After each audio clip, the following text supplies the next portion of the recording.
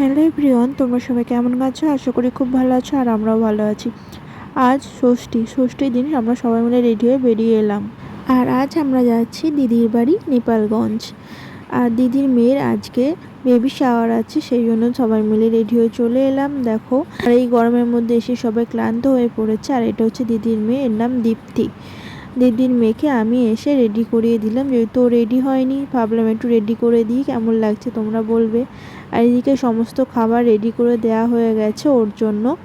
অনেক রকমের আছে, তোমরা দেখো, লজেন্স, চিপস, ভাত, ডাল, লুচি, তরকারি, আরও অনেক কিছুই আছে। খুব সুন্দরভাবে সাজিয়েছে দীপ্তির বোন, আর কি কাকার মেয়ে। খুব সুন্দর লাগছে জায়গাটা। এখন দীপ্তি বসে সবাই এক এক করে আশীর্বাদ করে নেবে। চলো ভিডিওটা দেখতে থাকো।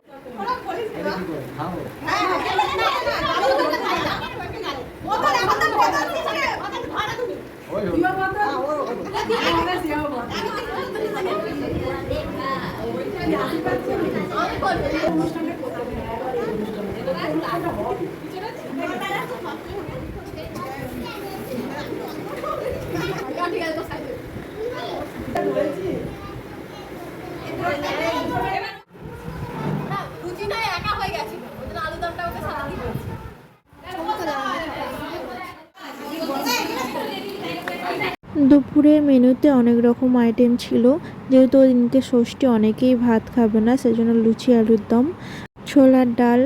আর যারা ষষ্ঠীতে পারছে না তাদের জন্য ভাত, 5 রকম ভাজা, ডাল, আলু ভাজা, মাছের ঝাল, চাটনি, পাঁপড়, মিষ্টি। সবাই মিলে খাওয়া শেষ করে এখন এখানে গল্প করা হচ্ছে। আর অনেক দিন পর সবাই যেহেতু একসাথে হয়েছে, গল্প আর শেষ হচ্ছে না। এখানে অনেকেই আছে, পিসির ছেলে, দাদা, বৌদি, এদিকে জামাইবাবু, এদিকে দিদি, কাকিমারা, বৌদি, সবাই আছে।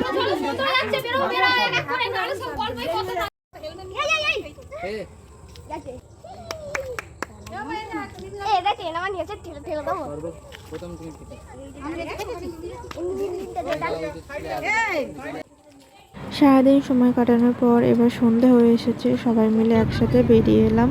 বাড়ি ফিরছি, এদিকে সবাই গাড়ি পেয়ে গেছে, গাড়িতে বসে আছি। আজ ভিডিওটা এই পর্যন্তই।